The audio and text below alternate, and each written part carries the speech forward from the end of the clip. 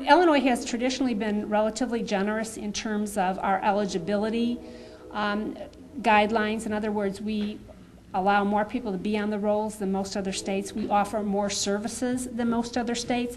So there certainly will be a rolling back of some of the eligibility and the services. So for example, say with podiatry care, maybe rather than everybody has access to it, maybe only diabetics, or we increase the income amount for certain of the programs, more in line with what other states do and what the federal government requires. That's one area. A second area that is surprisingly large is making sure that only the people who are eligible to be on Medicaid are on Medicaid.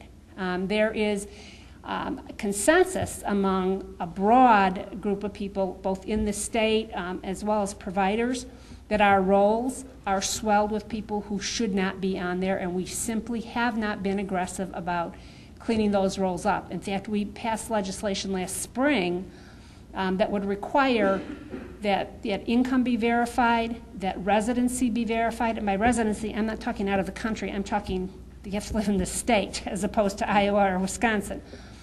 Just by doing some simple things like that, it's estimated, the estimates have ranged between 120 million to 720 million savings. So I think we're looking at probably in the neighborhood of 350 to 400 million just by cleaning up the eligibility rolls.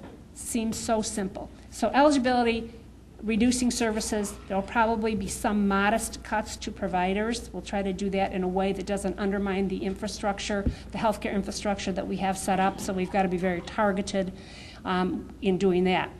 The Democrats have also proposed a revenue component. They have introduced the cigarette tax. I will tell you, from my perspective, I'm not opposed necessarily to cigarette taxes. I voted for them before.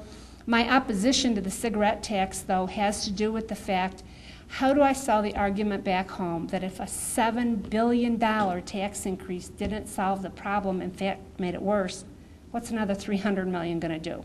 And interestingly, as you look through legislation this year, on the table there's at least a dozen tax proposals.